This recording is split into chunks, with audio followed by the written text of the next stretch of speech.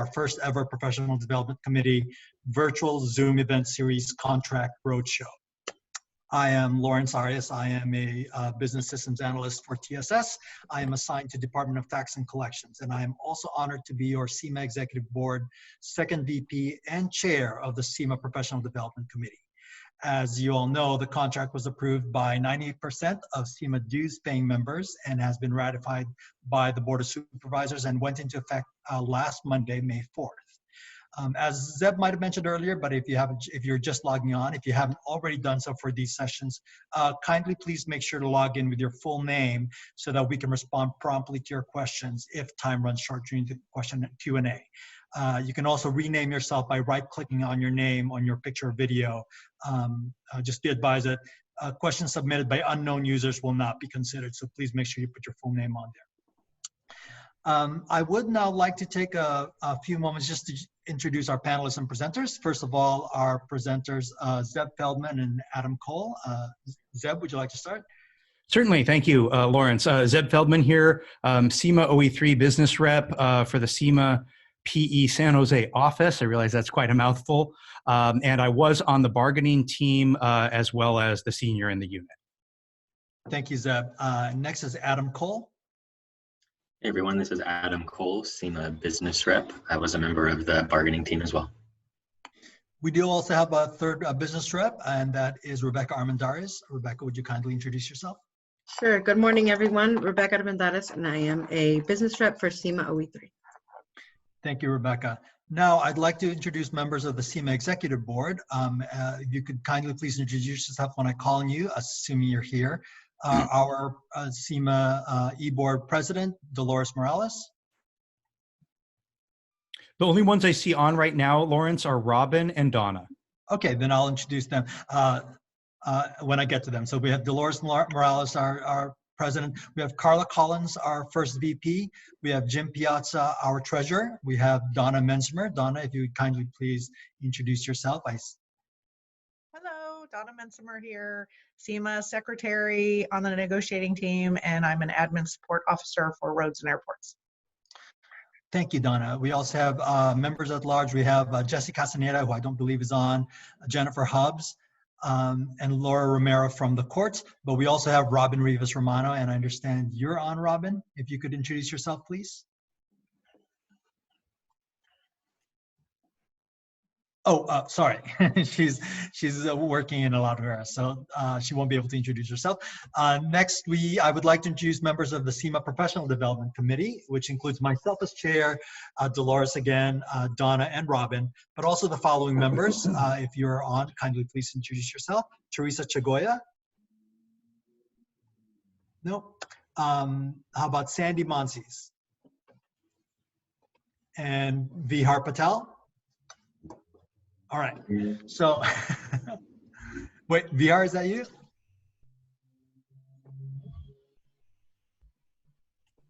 I don't hear you. Okay, we'll go on. And now members of the Syma negotiation team, you've already heard from Zeb, Adam, myself, and Donna, and also Dolores, Jim, and Robin were also members of the Syma negotiation team, but the other members of the negotiating team were Dennis Brooks, Don Cieslik,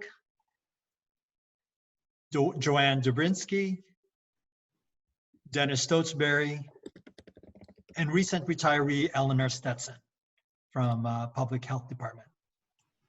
So at this point, I'd like to turn it over to Zeb and Adam, who maybe you could start by describing the format of today's session. Sure, thank you, Lawrence. So we do have a tight schedule today. Just in terms of the amount of information I think we have to go through today, unlike those of you who joined us for the last session, I think it is a little more robust and a little more interesting, perhaps. I hate to use those terms, but it's certainly contract language that is much more operative in people's daily and perhaps even weekly lives. For example, something that's of particular interest to individuals in the immediate future, I've fielded probably 50 questions about this over the past 2 pay periods, is layoff procedures, right? Certainly something that we don't want to contemplate, but everybody recognizes the current economics, even though we have this economically rich contract. in the aftermath of COVID. Also kind of highlights work out of class. Everybody at some point in their career is going to witness or be in a work out of class environment, especially those of you in Syma. Congratulations, you've already promoted into a supervisory, managerial, or journey level unit. Things like reemployment lists, the grievance procedure. Hopefully you all don't have to go through that, but at least you get a chance to understand that process. And especially if you're in a unit where somebody else has filed a grievance, or you're a supervisor and a grievance has been filed, understanding how that happens, what the steps are. And then you can also contemplate if a grievance is maybe the right step for you. We've got alternate work schedules, probationary periods. Affects everybody. Everybody goes through a probationary period. Everybody at least will contemplate an alternate work schedule. Whether you do or not is up to you. And then one that affects very few of our members, probably the least exciting thing we're going to talk about today, is safety shoes. For those of you that have it, you're probably excited to hear about it. For those of you that don't, it's not a significant issue for you, and probably affects, 30 of our members or so, maybe a little bit more than that. So do you want to talk a little bit about the format, Adam? Yeah, sure thing. So for those of you that are joining us for the first time, for the format, what we'll be doing is we'll be going through the articles we have set aside for today, one at a time. We'll start by reading the language. If it's a longer article, we might read it in chunks and address each chunk in an appropriate size. But we're going to go through, and first we'll clarify any confusing language, give you any context or other things that you need to be aware of to understand the language. And then we'll talk about how it functions. What does the language do for our members or for the county if it's something that's operative for them? And what are the frequent questions that we get about it? And how is this most often come up as an issue for folks? So those are the things that we'll be tackling as we'll go through. We're going to try to be answering questions as we go through so that all the information about each article can be found in one spot in the video. As you've seen, we're uploading all these online afterwards so that we can have a resource here for the future, kind of one digital compendium of all questions answered on the contract and a general overview of each section. So feel free to ask questions while we're speaking. Lawrence and Rebecca and some other folks will be helping. If there's a lot of questions, kind of field those and group them up into like topics for us. But Zeb and I will all speak. We're talking if you're asking them while we're speaking. So with that, like Zeb said, I think we have a lot to go through today. There's a lot more sections of more interest than we had last time, and a lot more sections than the first time because we just touched a couple of big topics there. So yeah, without any other questions, let's go ahead and jump in. Okay, great. So the first section that we're covering today is work out of class. Adam, could you go ahead and do me a favor while I'm presenting this? Could you post in chat, since some people are having trouble downloading, the actual PDF of the contract? I'll do that, Zeb. I'll do that, Zeb, in just a moment. I was actually in the middle of doing it. Thank you so much, Lawrence. I really appreciate it. Okay, so the first section is work out of class. Adam's sharing his screen right now, so you can follow along with the language. One thing I didn't follow if we mentioned it or not, so I just want to hit this again. We are recording today's presentation. It will be uploaded. I know Adam mentioned we had uploaded past ones. And please feel free to communicate any questions you have. I believe Donna, Rebecca will be, and Lawrence will be categorizing questions we get in, trying to lump them and making sure we hit them at each point. However, it's very helpful if you share the question with everyone so that folks can see it. If you just message myself or Donna or whoever, we might miss it. Or then when we're responding to it, people might not know the exact nuances if we paraphrase or something. So please share it to everyone as opposed to private, unless it's a confidential matter, in which case we can either take it offline or we will reference it opaquely if for some reason you're not comfortable revealing that information. Okay, so work out of classification. Thankfully, we have changed the name of this. This historically was called TARD, or Temporary Assignment of Related Duties. So this is a change. While we're not only today covering changes, as Adam mentioned, we're also covering just existing language so people are more familiar with their contract. This is an educational piece. So employees within the bargaining unit will receive compensation for additional higher level duties assigned and performed during the temporary absence of an incumbent in a higher classification. The temporary absence may be the result of the higher level employee being absent from duty, or as a result of the higher level employee being temporarily reassigned to perform a special assignment. That's key because the position does not need to be vacant in order to work out of class. So that's important to know. Such payment will be made consistent with the provisional pay procedures under the merit system rules and will only apply where the assignment is made for a period of 1 working day or more. Employees on an approved vacation are excluded from receiving work out of class pay. When such pay for higher level duties is appropriate under these terms and conditions, it will commence on the first day of the assignment and continue throughout the duration thereof. Application of work out of class as a result of the higher classification incumbent's reassignment requires the approval of the county executive. In this case, almost always it's their designee, the CEO themselves, not auditing this. It shall be the responsibility of the appointing authority to ensure that there are sufficient appropriations for the work out of class assignment. No work out of class assignment may be made to a position for longer than 26 pay periods. That's key. You cannot work for longer than 26 pay periods in a work out of class assignment. Some of you on this call, I am certain, have witnessed people who have worked out of class for longer than that. That is inappropriate and a violation of our contract.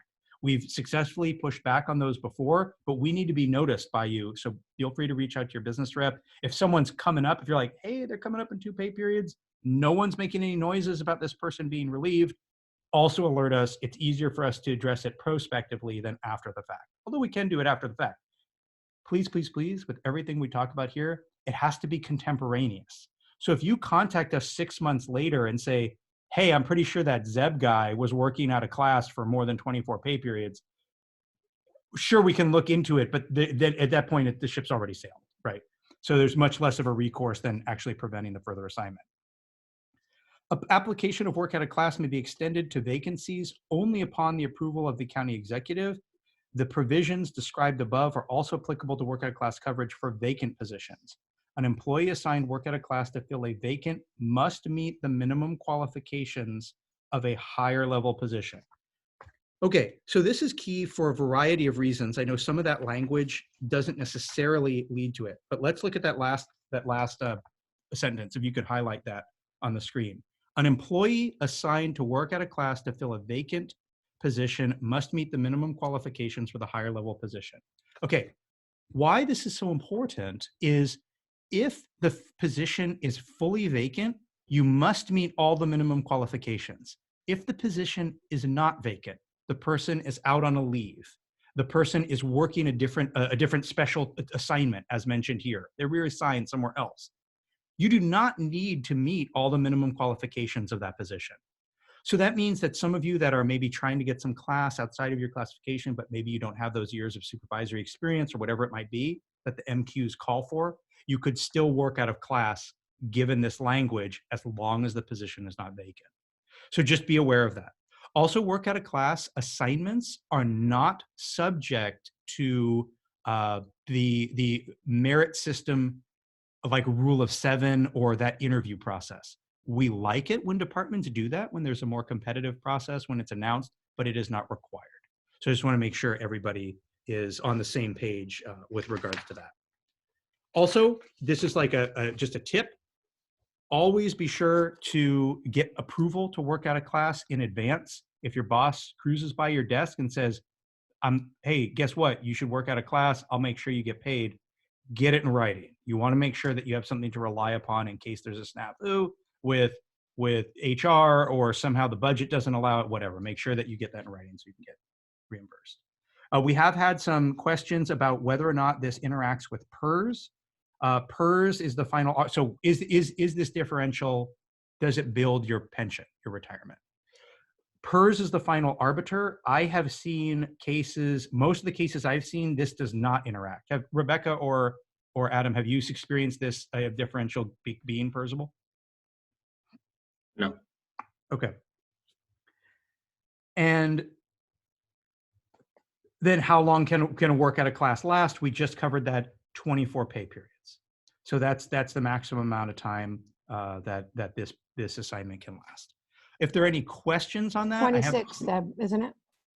Oh, I thought I read 24. Did I read 26? If I did, yeah, you're right. 26. I'm reading 26. 26. You're right. I apologize. 26 pay periods. Think generally that's going to be a work year, right? So Okay, and go ahead. Sorry. Most frequently, I would say when we see issues around this language, it's around duties that have been assigned to members without work out of class being put in place. So for those instances where you reach out to myself or Zeb or Rebecca, The stance that we're most frequently going to take with the director, the manager, whoever it is who's assigned these duties is twofold. One, either these additional duties need to be removed and you need to be functioning within your class, or two, you need to be appropriately compensated for the work that you've been doing. This is something we'll talk about a little more when we get into the grievance section, but whenever we file a grievance, we need to have a specific remedy that we're able to state at that time. And in this case, whether it's someone who's inappropriately been working out of class longer than they should have into a Syma position, or if it's someone doing work who's not being compensated for it, there are specific remedies for each of those cases.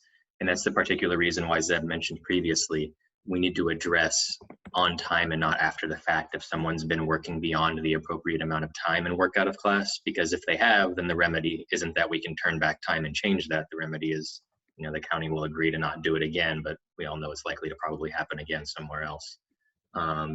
Likewise, with someone who's been working out of class longer or who has not been appropriately compensated for working out of class, there we have a more tenable remedy we can search for, which is the person needs to be compensated for the work that they were doing without being appropriately paid on time. Absolutely. And Adam, do you want to take the next section? And just so you know, Permdeep, we have your question. We're going to be going over the layoff procedures just after Article 13. We may answer your question, but if not, we'll come back to it. Sure. So we're looking at Article 13, lateral transfer.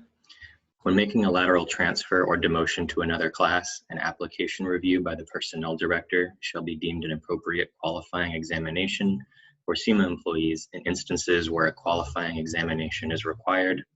If otherwise qualified under this provision, and the only prohibition to a lateral transfer is the salary of the new class, it shall be deemed to be a lateral transfer if the move from one classification to another does not exceed 15% upward movement range. So this is a pretty straightforward section that's just in here to exempt folks from needing to go through that qualifying examination. Only particular confusing part or wrinkle that we have here is how are we determining where we're defining the 15%. So you would look at comparable steps there between, for example, step 5 and step 5, or step 1 and step 1, and mathematically it'll stay the same distance at every one of those comparable steps. Do folks have any questions about this lateral transfer section? If not, the next one is layoffs, and we'll be spending quite a bit of time there.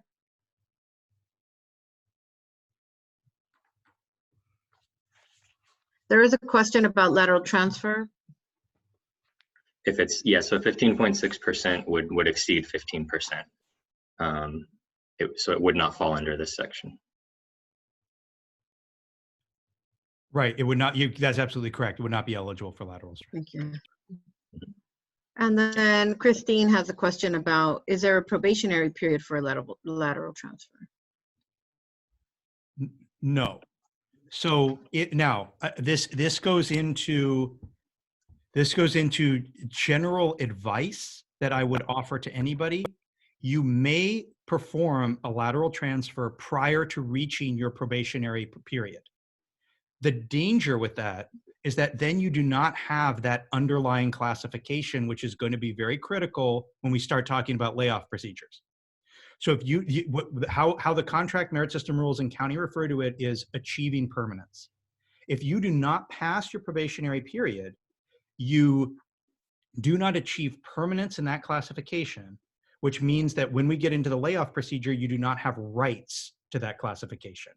So it means that you could have, and you'll see it, we'll get into it, you could have a much deeper fall if in placement, what colloquially is called bumping, if bumping triggers, you can't claim that lower level position. So you don't need to complete the probationary period in order to use the salary of the position you're probationary in to achieve a lateral transfer.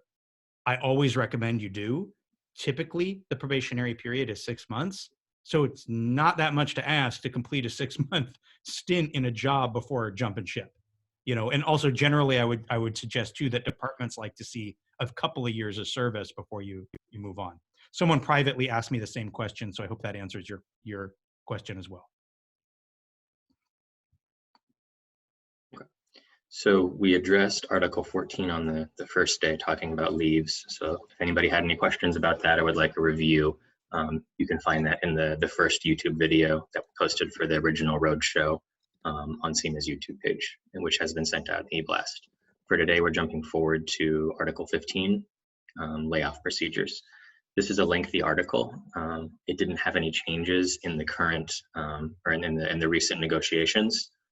However, because of the situation we're in now, we'll be spending a lot of time going through this and discussing each section. I can start off here. So looking at Article 15, layoff. When the county determines that a layoff is imminent within the bargaining unit, it shall give the union such advance notice as is reasonable under the circumstances. Such notice shall describe the general areas which may be affected and the circumstances requiring a layoff. Upon request, the union shall be afforded the opportunity to meet with the county to discuss these matters and any proposed alternatives. So this is setting up the section. There's a lot more detailed information to follow, but what this is enshrining is that Syma has a right to meet and confer whenever there are proposed layoffs. What that process frequently looks like is that we'll identify first alternatives, we'll vet the need for layoffs. The alternatives that we'll usually be looking at, the common ones folks will know would be furloughs, pay cut, which is generally not advisable. But you also have more different solutions, like, you know, are there contractors that are being overused in this area that we can cut? Is there an opportunity to shift work around between various departments? All these things are the things that Syma will go through and vet in this meet and confer process. It is, in my experience, it is unlikely that the employer will ever approach the union and say, we need layoffs, and you get to the end of this process and there haven't, you know, you've convinced the employer that layoffs are not necessary. What is a frequent and common result is that the layoff can function in such a way that folks are able to shift around, move to vacancies, no one has to actually walk out the door at the end of the layoff, or that you're able to move forward with a significantly reduced number of layoffs. Generally, this is not akin to, for example, if the county approached us and said, we want to change some provision of the contract that was previously agreed to. Everything that's in the contract needs to be bargained, and in that process, Syma has the ability to just say no. Going through this meet and confer process with the county around layoffs is not a situation where Syma has the ability to just say no. What we have an ability to do is to vet the employee or the employer's reasoning to ensure the integrity of the process, and to try to identify alternatives or reduce the impact that the layoffs will have on our folks. I'm going to take the next section there, Zib. Sure. Also, to add to what Adam said, we are certainly not in talks with the county of anything of this nature right now, but as soon as we are, at least my stance has been, and I believe, correct me if I'm wrong, Lawrence and Donna, the stance of the executive board is whatever discussions we have with the county, when and if there's a need to trim, possibly triggering the layoff procedures, we would present that to the membership and get your input on it, right? So if it's a choice between, are we looking at furloughs? Are we looking at giving back some of our vacation? Are we looking at foregoing a pay increase? Are we looking at, you know, a voluntary reduced work hour target to hit? We'd say, hey, members, what's most appealing to you, right? That doesn't mean that we can guarantee that, but that would structure our strategy. Yeah, and what might be helpful here is to, just given the context that we're in right now, this is something we've answered on previous questions where folks have brought up layoffs in the other roadshows, but we can hit it again here. There's a generally expected series of events that we would see if the financial situation for the county worsens between where we are now and layoffs actually being implemented. So kind of that first belt tightening measure that you'll see public employers take will be the steps that we've seen thus far, right? It would be a hiring freeze with an exception list. It would be departments being asked to trim budgets of areas other than filled FTEs, right? So that might be trimming vacancies. It might be cutting expenditure budget for conferences, things like that. So we've seen the county go through those steps thus far. Some of the next steps you might see might be further restrictions upon hiring, a more stringent hiring committee put in place with fewer accepted classes that are putting through additional cut to any remaining vacancies. Once you get past that point, the employer will generally approach the unions and say, we're going to have to start actually looking at some cuts here. Usually furloughs will be the union's first response and what we're willing to do. It's generally inadvisable to accept a pay cut. I think we all know, how long and how hard we fought to get the current pay increases that we have in the contract. And the employer's not going to hand those back in better economic times automatically just because we were to accept a pay cut now. Right. With furloughs, you get something in exchange for what you're giving up. You get the time off in exchange for not being paid for that time, right? Whereas with a pay cut, you're not seeing anything. And with a reduction in staff, the county will staff back up in better economic times. So generally, furloughs would be the first option. Beyond that, you would see layoffs that result in few or no people actually walking out the door at the end. And this would be due to the reshuffling, bumping, in-placement, move into vacancies process that we'll get into more detail later. And then beyond that, there would be layoffs that actually resulted in folks walking out the door. So that process isn't something that would happen overnight. This is something that folks will be able to see coming from a long way away. And so this is a frequent question that we're fielding from members right now, worried that they're going to come into work tomorrow and there's going to be layoffs announced. That's not the point we're at right now, and we'll see that coming from a long way off if we are going to end up in those layoff discussions. That's right. That's right. So seniority defined, section 15.1, except as otherwise provided in section 15.2, seniority is defined as days of accrued service within a coded classification within the county. For layoff purposes, all time on workers' compensation and military leave shall be added to this computation. I'm going to read 15.2 and then explain what it all means together. 15.2 applies to very few people. Transfer of prior agency service. If a function of another agency is transferred to the county, the seniority of employees who transfer with the function shall be computed based upon the application of definition of section 15.1 to each employee's prior service with the other agency. So this is relevant for so-called legacy employers, like many of you have been here for long enough that you remember VTA used to be part of the county. You remember that the courts used to be part of the county and they have subsequently spun off. We also recently acquired 2 hospitals. The reason that this language does not apply to that is that it's not another governmental agency that we are acquiring. It was a private entity. If we were to acquire a governmental agency, the service transfers. Similarly, our service transfers over to those other agencies. So people working at VTA, our members working at the court, maintain their county seniority as they switch over there. So what does this mean? This is particularly important for people who, this is maybe your first unionized job, or you've promoted from a different bargaining unit. We do not do time in code. Many other bargaining units, especially SEIU in the county, do time in code or time in position. So if you're 5 years in a management analyst code, you have 5 years of seniority. Under our contract, as you can see right there, it says days of accrued service with the county.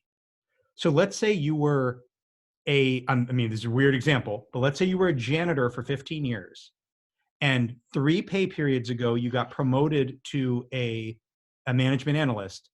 You now have 15 years and 3 pay periods worth of experience or of seniority as a management analyst. So time in code doesn't matter, it's time in county. So I just want to make sure everybody understands that. That's a benefit and a cost depending on where you fit in your seniority in the county. Mm-hmm. Changes to classes. To the extent possible, employees should not lose their rights under this article because classes have been revised, established, abolished, or retitled. That's a fancy way of saying if your job classification has changed for some reason, it doesn't impact your seniority. And that's understood. I'm not sure why that's even in the contract, but it is there for legacy reasons.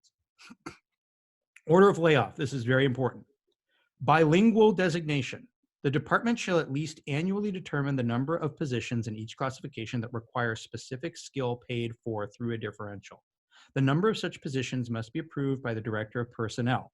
In all cases, the employees in the department certified in that skill shall be retained in order of seniority until the requisite number of skill positions are filled. The parties agree that the term skill used in this section relates to bilingual skills. I'll read the special skills section as well because they're both very linked. Special skills. Before each layoff, the department may identify 1 or more positions that require 1 or more special skills, ability, or knowledge areas. For simplicity, skills that it believes must be retained. The list of criteria below is not an exhaustive list, and management may provide other criteria if it can demonstrate the operational need for particular skills. Cannot perform work without the special skill as determined by an outside entity, legal, regulatory certification. The skill is tied to grant funding. The skill is required and or was recruited for as part of a selective certification of the recruitment process when the position was last filled. The position was previously designated as requiring a special skill and the underlying conditions remain the same. I'll finish this section out. Yes, actually, you know what? Let me pause for a second and review that. So what does this mean? Normally, you take the most senior person, the least senior, and they are the first one who would experience a layoff if all the criteria Adam mentioned earlier existed. Okay. However, let's pretend you're in a unit that requires 2 speakers of Tagalog. Okay. And there are 10 people in the unit, but the 2 people that are bilingual are the 2 least senior people in that unit. Well, to function and to get that, let's pretend there's state funding involved. Let's pretend there's a business reason you need to have Tagalog spoken. Those people would be exempt from the layoff process by seniority, and the least senior non-Tagalog speaking person would be the one that goes out, that experiences layoff, which doesn't mean goes out the door, which we'll cover in a second, right? So the reason for that, hopefully, is clear, is that those are considered essential skills. Now, this is where the union audits this, and we're relying on you as well as our own good offices to determine this. If we look at a department and there's 10 management analysts, and for some reason that boss is claiming absolutely everybody in that unit has to speak Hebrew, just on simple math, you're like, wait a minute, I don't think the Hebrew only speaking population is large enough to justify that. Operationally, how does that make sense? This appears that someone's just shielding their staff. So we want to make sure that that's not being abused. The other section is much more slippery, which is special skills. Let me give you a clear example that hopefully we could all agree on. Right now, I believe the number is 2. There are 2 COBOL programmers in the county that are maintaining the mainframe system. It's a very rare and archaic programming language that few people know, okay? Difficult to replace, probably essential. We don't want the property tax roll to go down, right? It would be reasonable for the department to say, guess what? This COBOL programmer is the least senior programmer. I got to retain this person. We need that skill. That's a case where the union would look into it. I'm sure with consultation of other IT experts, we'd say, got it. That makes sense. Where we would disagree and challenge that is if someone who is the neighbor's, the boss's neighbor or whatever is decreed as essential because they can audit things, then we would need we would object to that and overturn that. Okay, I'll continue with the section. I see some comments rolling in, so we'll address those in a moment. ESA will review the request to retain the position that requires the special skills and send the recommendation to retain the position to Syma. Syma will have 10 county business days to review the recommendation and meet to request and confer. There is no agreement. If there is no agreement, the employee shall remain in seniority order for the purposes of layoff. The parties agree that the skills required to perform the duties of the position are to be retained. There shall be a determination of which employees within the classification possess the required skills. This may result in an employee with the skills being retained out of seniority order. If there is more than one employee within the classification who possesses the skills and is subject to layoff, then seniority as defined under section 15.1 and order of layoff outlined in section 15.4c shall determine the layoff between the employee who possesses skills. If a less senior employee's layoff notice is rescinded and the less senior employee is recalled due to the special skill, and in that process the employee with more seniority is bypassed and laid off from their classification, then the more senior affected employee will be placed on the reemployment list. In addition, the more senior effective employee shall be eligible for additional consideration in layoff and reemployment process. So this line obligates, the immediate above line obligates the employer to honor seniority for someone who is bypassed. And also, as you can see, it states that if multiple people possess the skill, so for example, pretend for some reason we had 10 people who programmed in COBOL and we determined we only needed 1. If the least senior person is potentially a layoff candidate, it doesn't matter because we have a more senior person who would retain.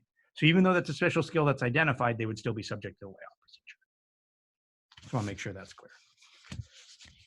Okay, following up, in placement. The employee can elect to be considered for an in-placement instead of returning to former class. So right now, these 5 items are what happens if someone actually receives a layoff notice, okay? So number 1 is in-placement. You have the option to say, I'd like to be in-placed. What does that mean? That means any vacant position within the county that you meet the minimum qualifications for, you can try to claim as part of the in-placement process. You do not have a right to those positions, though, and we'll get to that in a second, whereas you do have a right to previously held classifications. Second in-placement, the employee may be considered for another in-placement if the first in-placement was not a good fit as determined by ESA and Syma.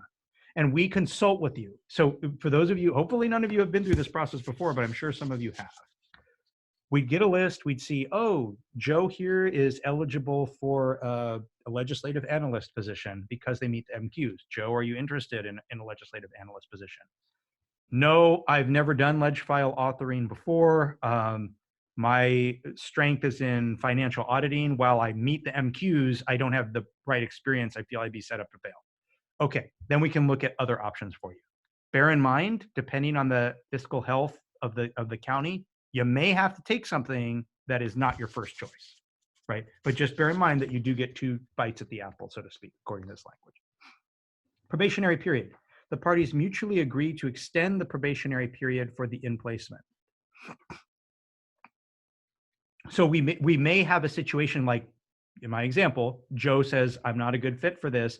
They may have a longer probationary period in order to accommodate adjusting to that role. Maybe there's a certification that normally you would have achieved through an underlying classification, a chain, a series, but is not an MQ. Things of that nature might result in a different probationary period. We might also expect to see that.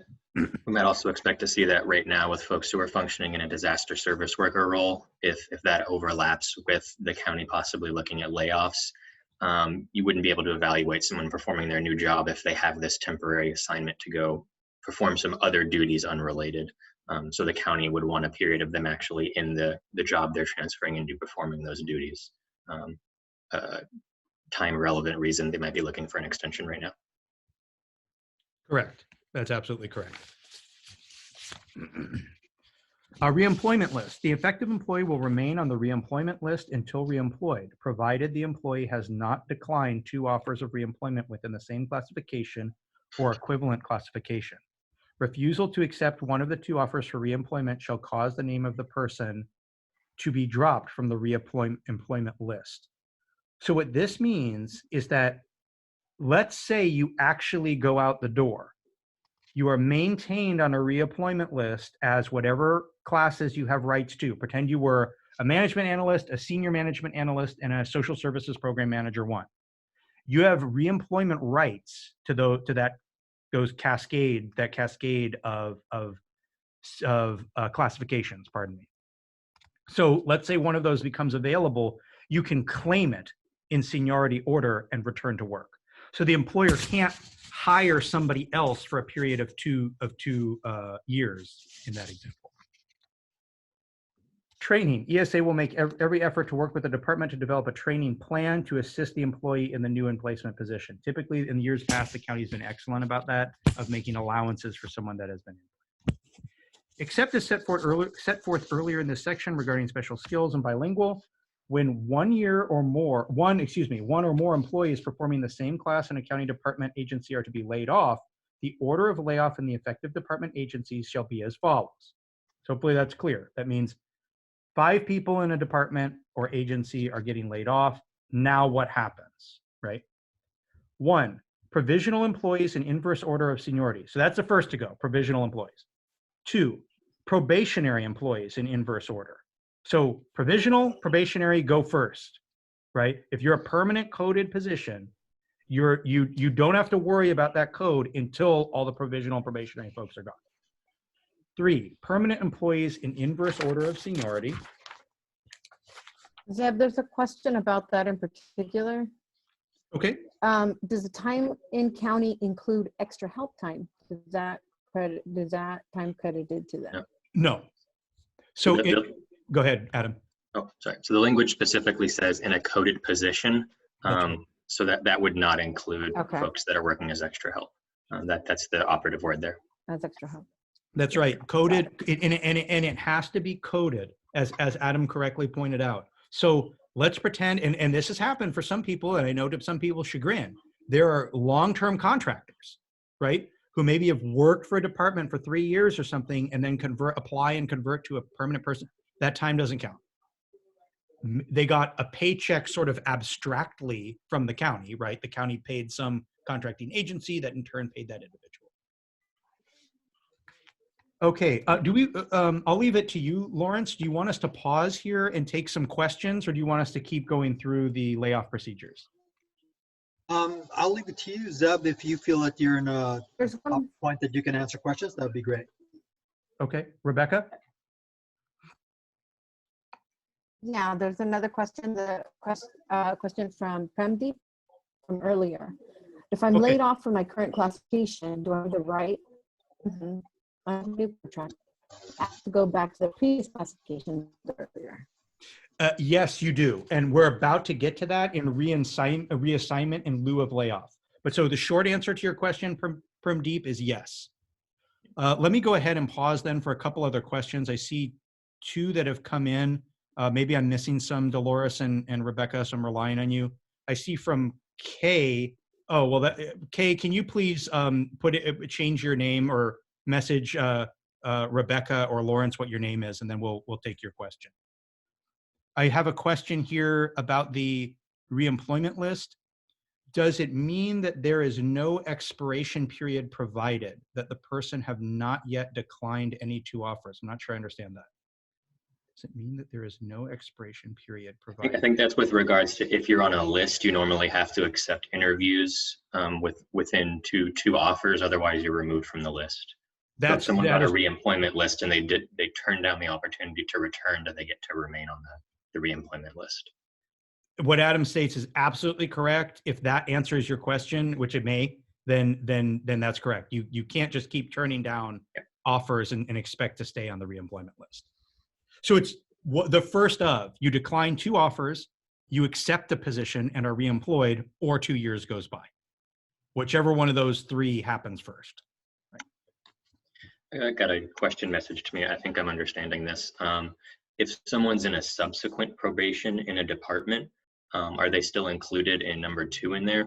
Based on the language, yes, you could be released from a subsequent probation, but again, you would separately have a right to return to your previous position if you have underlying status with the county. Correct. And I see one from Dipti about notice of layoff. So you'll actually, it's very timely. We're getting to that at this particular moment. So that is, employees subject to the provisions of this article shall be given at least 20 working days, not calendar days, mind you, that's working days, written notice prior to the effective date of layoff. The procedures listed below shall be applied prior to the effective date of layoff. So now we're getting into the reassignment. How's this, Adam? I'll cover 15.6 and then turn it over to you for 15.7 on, so we can split this up a little bit. Sure. 15.6, reassignment in lieu of layoff. Okay. 1, vacant code in vacant code in the county. In the event of the notice of layoff, any employee so affected will be allowed to transfer to a vacant position in the county has determined to be filled in the same classification in any department or agency. Okay, so you pretend you're in the unfortunate position that you're the least senior person in a code. We've already gone through the probationary and extra help and provisional folks, and now you're the one holding the bag. We got to get rid of one of your position. I'm going to use the term management analyst. We got to get rid of one management analyst in the department. So you look around, right? Where are there other vacancies in the county? Oh, there's one over in the sheriff's department. Okay. You may claim that code because it is vacant. Okay, that's step 1. Step B, former classification.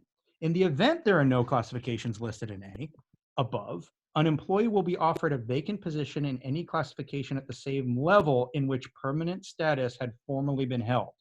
First, in an effective department, agency, and then countywide. Okay, so this means that you get to be reassigned. Let's say you were, my earlier example, your management analyst, senior management analyst, SSPM1. You look around for vacant SSPM1s, there aren't any, but there's a vacant senior management analyst. You get that code, you get placed in it. Okay. Displacement, this is also colloquially called bumping. In the event there are no vacancies listed in A or B, the employee shall have the right upon request to be returned to any classification in the department and agency at the same level in which permanent status had formerly been held, and the regular layoff procedure in that same level shall apply. So in this example, you're a social services program manager 1, you're the least senior, you can't bump anybody, but in your department or agency only, so this is not a countywide reach, this is department or agency only, you can get your elbow out and bump or displace somebody and claim their code. So in the example I've been using, management analyst, senior management analyst, SSPM1, you're laid off as an SSPM1, you look around in your department, there's someone less senior than me, that's a senior management analyst, I'm displacing you to take your position. And then that senior management analyst has to go hunting, right, for other positions. Lower level classifications. In the event that an employee does not have enough seniority to claim a position under B or C above, those sections shall be applied to each subsequent lower level classification in which permanent status had been formerly held. So again, in my example, management analyst, senior management analyst, SSPM1. SSPM1 looks around, no vacant SSPM1s, looks around, there's no one with less seniority or vacancies in a senior management analyst. Now they can look at their management analyst within that department to bump, or if there's a vacancy. So they get to go through that whole cascade once again. Okay, I know it's a lot to take in. I see there are some questions coming in. Okay, let's see. I'm not sure why this was, okay, I'm gonna read this out loud. This was sent privately. If a senior IT manager has less seniority than an IT manager, and the senior IT manager was identified to be able to perform the work of both positions, is there any possibility of the senior IT manager being retained instead of the IT manager? Let me read that again. If a senior IT, I'm going to post this. This isn't unique to you, the person who asked this question. So I'm going to post this in chat so everyone can follow along. If a senior IT manager, okay, senior IT has less seniority than an IT manager, and the senior IT manager was identified to perform the work of both positions, is there any possibility that the senior IT manager would be retained instead of the IT manager? No, and so as I'm reading the question, no, and here's why. The county makes a determination of the classification that they have to eliminate, not the person. So they're not saying I have to eliminate either a senior IT manager or an IT manager. The county says, we've determined we need to get rid of 3 management analyst positions, 3 senior IT managers, and 3 research directors. And then they go hunting for those positions. They don't say either a senior IT manager or a manager position. So in this circumstance, if you were a senior IT manager and the county has identified a senior IT manager for you to be cut, even though you can perform the duties of the lower level IT manager, obviously because you're the senior, you would not be able to avoid a layoff just because you could do the work of the lower class. Hope that makes that clear for everybody. Being in a senior position does not confer upon you seniority for the sense of a layoff. So that person would be less senior, and if the senior position was laid off, they wouldn't have any ability to bump that more senior IT manager. Correct. You're very welcome for that clarification. Okay, I didn't see any other questions. Or am I missing anything, or shall we move on then to 15.7 layoff? Okay, take it away, Adam. Okay. Section 15.7, layoff. In the event that an employee is not reassigned in lieu of layoff, as in section 15.6 above, the employee shall be laid off.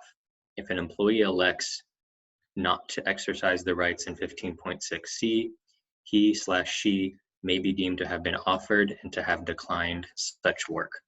So this is the section that defines if we go through this process and you either decline options that are available to you, or you're not able to find somebody to bump or displace, that's the point at which you walk out the door. We've gotten frequent questions about this in previous roadshows. In order to avoid this, or to folks who have been affected, the county may elect to make some kind of offer to get folks to retire, or to offer something to folks who have been laid off. Both of those things are options for the county, but they're not required. In previous years, the county's done what's been, I think, colloquially referred to as the golden handshake, which is a benefit to folks' retirement, to retire early. It's possible they would do that again. My guess would be they would look at doing something else, just because since the last time the county made that offer, there's been a lot more scrutiny on the public pension system, and there's often a strong reaction to those kind of deals in the public. It's a possibility. What's less generous than that, but still a benefit to folks that I've seen in the past, for example, would be for anyone who might be close to retirement and needs a little extra bump. We're offering a one-time 2 or 3 month severance payment for you to retire now, and that would presumably free up some number of positions, so that folks then wouldn't have to walk out the door in the displacement process. Alternatively, counties are also able to offer something monetarily to folks who have experienced a layoff.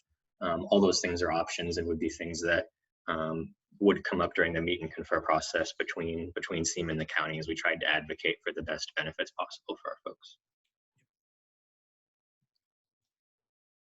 Okay. Let me just answer this question very quickly, Adam. Sure. If a person has seen, this is a Carlo, I hope I'm saying your last name correctly, Costuciano. If the person has more seniority, more service, but they are on probation, can they replace someone who is in the same position who has already achieved permanent but has less seniority, less service? No, they cannot. And the reason is, if you remember that order, I don't know if you can scroll back to that, Adam. That order is provisional employees, probationary employees, permanent employees. So they're probationary. In your example, they're probationary. They get triggered first in terms of seniority. So we don't even look at the permanent people until the probationary folks for that classification are already given layoff notice, I guess is how to present it. But if you have more seniority and you're probationary, that would mean you have to have underlying status with the county, which means that separate from the layoff proceedings, just as part of the merit system rules, if you're released during a subsequent probation, you have a right to return to your previous position, separate from the layoff proceedings. So that isn't a loophole to just boot somebody out the door. Okay. Section 15.8, Emplacement. If an employee has been issued a layoff notice pursuant to Section 15.5, Notice of Layoff, and has no reassignment in lieu of layoff rights pursuant to Section 15.6 or 15.7, then that employee shall be considered for emplacement. Emplacement is an offer of a transfer within specific wage bands or demotion to an employee with a layoff notice to a vacant position which the county intends to fill during the layoff notice period. The following conditions apply to the emplacement process. An employee must be qualified to transfer or demote. The personnel director shall determine the qualifications. 1, testing requirements will be the same as if the employee had been reclassified. 2, in determining qualifications and possible positions, transfers and demotions to both related and non-related classes may be considered. B, transfer will be deemed a lateral transfer if movement from one class to another does not exceed an upward salary change of 15%. We can pause here and give some explanation. So most of this section we've described in going through the emplacement process. This is just a recitation for purposes of the contract that it's explained in more detail in here. And you'd find a similar mirroring in the merit system rules, for example. Just some wrinkles you'd have here. The personnel director would refer to the head of ESA, that would be John Mills. It's unlikely that he would be involved in determining qualifications for every single individual employee throughout the county affected. His authority would flow down to the folks from labor relations who would be, or somewhere else in ESA HR who would be doing this work. again, this section B here, the lateral transfer definition, that's pointing back to that section 13 that we looked at before, where what it's giving you is an exemption from the qualifying test that you would have to do otherwise. Continuing with C, normal transfer ordinance code rules apply, i.e., the employee can be taken on a permanent or probationary basis at the discretion of the appointing authority. If an employee has underlying permanent status, the probationary period following the transfer shall be considered a subsequent probation. Consistent with this status, the employee on a subsequent probation with underlying permanent status has personnel board appeal rights. So again, this is setting forth that if you were removed in the future from a position that you were able to gain for yourself through the layoff proceeding, through Emplacement, you will likely have to serve a probationary period unless the county agrees to waive that for some reason. You would serve that probationary period. If for some reason that department decided to release you, you would again have a right to return to your previous position, or if that doesn't exist, kind of go back to square one and go through that process again to identify a different position. Unlike with someone who's released from their probationary period during their initial probation though, someone who's released from a subsequent probation does have due process rights.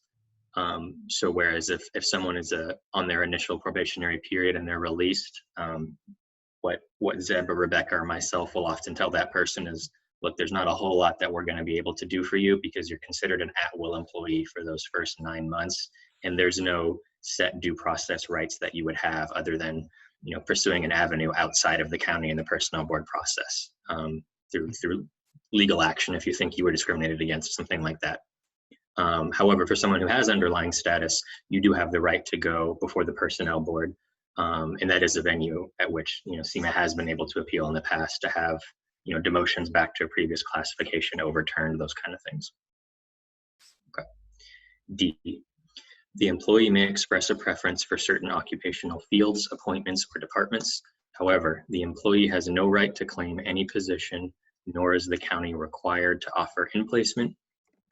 E, the position shall not be considered vacant for Emplacement purposes if the position has been identified as claimable under section 15.6A or C by another employee who has been issued a layoff notice under section 15.5 notice of layoff, or by an employee on a reemployment list pursuant to section 15.9 reemployment list. F, an employee who is placed under this Emplacement section or laid off under section 15.7 shall have his or her name placed on all reemployment lists pursuant to the appropriate classification. So what we have here is again some further definitions. Looking at F, for example, if you accept a lower level position than the one you were previously at, you would have a right to be on that reemployment list to return back to your previous position. So you'd have that preferential status. And in Zeb's example, if you were an SSPM and you end up in an MA position, an analyst position, you'd be able to get on the reemployment list to get back to an SSPM position. With the language above where the county does not have an obligation to offer Emplacement, and I'm speaking just to my understanding of the county, and Zeb, come in and correct me with your history here.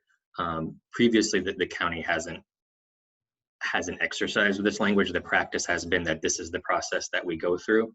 We see something similar with the language that obligates the county to follow seniority. Is a little bit vague, says the county will give consideration for seniority. Doesn't read as ironclad language, but the past practice for this has been that the county has always respected seniority in the strict sense, with any exceptions for special skills. That's absolutely correct. So past practice is definitely relevant in the interpretation of this language. And if the county wanted to change any of that practice, there would have to be advance notice and the meet and confer process and so forth. Okay. Coming down to G, in determining placement offers, Syma and the county on a case-by-case basis may by mutual agreement include as part of the placement offer, 1, basic skill competency training and or literacy training and or other methods other than transfer or demotion of filling vacant positions that do not violate merit system principles or county ordinance code provisions. H, all Emplacement offers must be made and accepted or rejected prior to the effective date of the layoff notice. Time permitting, the personnel department may assist employees on the reemployment list in addition to those workers with layoff notices. Such employees shall be entitled to all provisions of this agreement. I, if an employee is not placed by the effective date of the layoff notice, he/she shall be laid off under the provisions of the layoff notice. So G there is fairly straightforward and just laying out the training requirement that the county will have in placing somebody in a new position. H is relevant for anyone who understands kind of what a protracted and lengthy process going through rounds of layoffs can be. So with seniority and with all the rules that we have in here, layoffs where we get to the in-placement bumping situation have a cascading effect because everyone impacted by the layoff from someone else moving sets off an additional cascade. They themselves have a right to move. So you can end up with a situation where you have somebody already on a reemployment list while the initial or even subsequent round of layoffs are still being gone through. So this section is dictating how those can be handled by ESA. They can look at both of those things, both of those individuals, someone being affected by a subsequent or continuing layoff and somebody already on the reemployment list. They can give a vacant position available to the person with the most seniority. So someone can have a right to return effectively even while layoffs are still going on. That's what section H is conferring. Okay. Section 15.9. Have there been any questions that we should hit before we move forward? Yeah, Rebecca just posted 3. Thank you for that, Rebecca. If there are more from prior, let's review those. So let's take them in order. Number 1, this is posted in chat so everyone can see what we're referring to. If you just have the share screen up on your screen. Number 1, can you bump a less senior employee in your same code, regardless of whether you have specific work experience to perform that specific position? So yes and no. If you remember, there was that section earlier that talked about special skills. That's an outlier that applies to almost nothing. Let's set that aside. If there are special skills in my earlier example, the COBOL programmer, then no, you're not eligible to bump that person. Similar with bilingual. Set those aside. You're a management analyst is a great code. I keep coming back to that because it's so broad. Mm-hmm. You may be a master at crafting ledge files, but you don't know squat about handling community-based organizations and budgets. But that's where the management analyst opening is. To your question, I believe this was Lek that asked this question. To your question, yes, you can bump the less senior person and take over their assignment, even though you are probably not the best person for that role. You meet the minimum qualifications of that classification. That's what the county's looking at. Do you meet the MQs? Not, are you the ideal person for this? Now, you remember though, you get a right to say, I'm going to pass on that particular assignment. You get 2. You get 2 passes. I'm going to pass on that particular assignment because I think I'm being set up to fail. Not because the county's trying to set me up. It's just it's a tough assignment. I don't have the educational background. I don't have the experience. I'm going to pass on that ledge file one or that community-based organization one. I just don't have the experience to do it. But then you're kind of in a corner because the next one that comes along, you got to take. All right. So anyway, hopefully that answered it. You want to field the next one, Adam? Yeah, sure thing. Before the county can entertain the layoff, will all contractors be released first? Phrased that way, I would say no. Will the county first release contractors?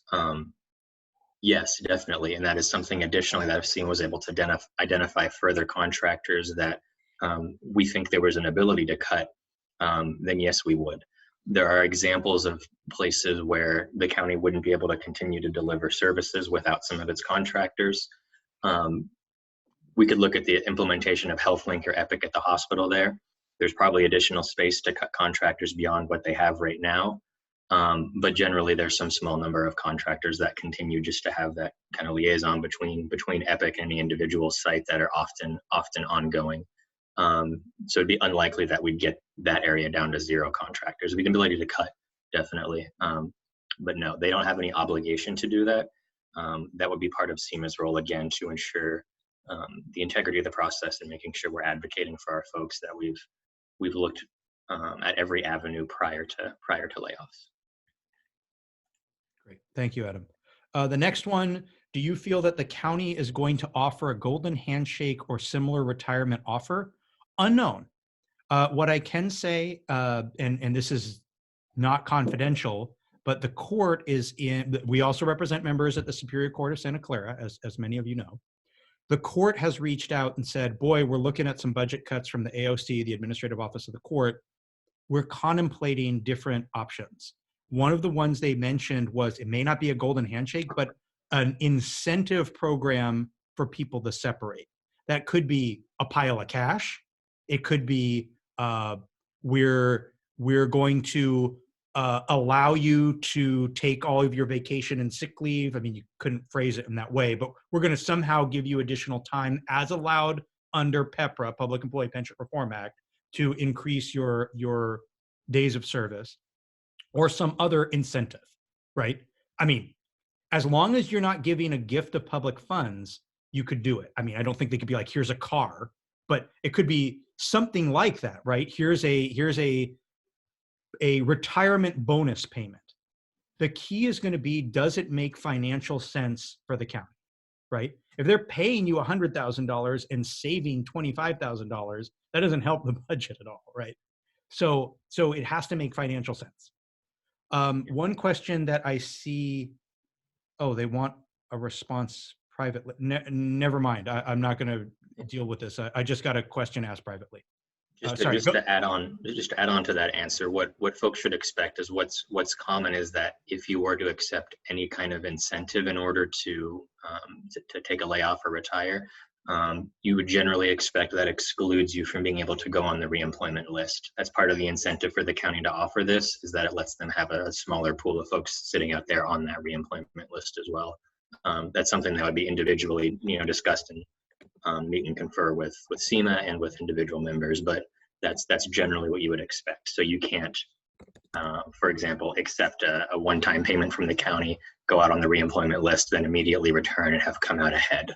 That's what the county wants to make sure to avoid in that situation, and that's part of what they get the benefit for, that cost-benefit analysis that I was talking about from the county's perspective. Part of the benefit is being able to sever that employment relationship entirely.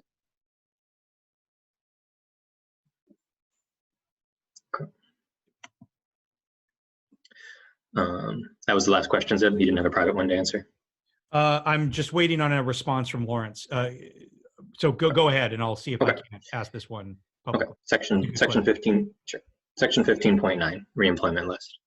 The names of such probationary and permanent employees reassigned or laid off in accordance with Section 15.6, B, C, or Section 15.7 of this article shall be entered upon a reemployment list in inverse order as specified under Section 15.4. Upon certification of the reemployment list to the appointing authority, the person standing highest on a reemployment list for a particular classification, when a vacancy exists in that classification, any department or agency shall be offered the appointment. Employees on reemployment lists shall retain the right to take promotional exams and/or receive promotional preference on exams. The reemployment lists shall take precedence over all other methods of appointment. B, when required by the needs of the department and approved by the Director of Personnel, selective certification may be utilized to reemploy employees with particular skills as listed in Section 15.4. So A is fairly straightforward. It just sets out how the reemployment list works. The most senior person is at the top of that list with a right to return first to a given classification. B is an example similar to that special skills section we looked at the beginning, where it's a particular carve out that if, for example, the employer was able to go down to those 2 COBOL programmers that it needed, but then one of them chooses to retire or wins the lottery and leaves, and they need to get back up to 2, and there's a not very senior person sitting on the reemployment list who has that skill. The employer can reach down the list and grab that person to bring them back first, without respect to the seniority list. Section 15.10, temporary work for laid off employees. Interested employees who are placed on the reemployment list due to a layoff and who elect to be available for temporary work shall be given preference for such work in their former department or agency in the classification for which they were laid off. The election to be available for temporary work must be made at the time of layoff. Employees may decline to be available for temporary work or may decline such work itself without affecting any of their rights under this article. The section is fairly straightforward. Is this something that you've seen the county use in the past during the last round of layoffs, Ed? The temporary work? Yeah. I did not.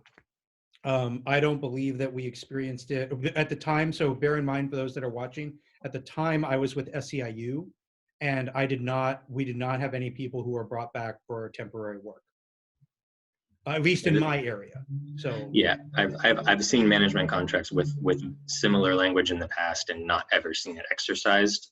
It's great that it's in there as a right, but it's often difficult for employers to put this into effect, and it's a unique situation where you'd want to bring somebody back on a temporary basis, but not bring them back full time.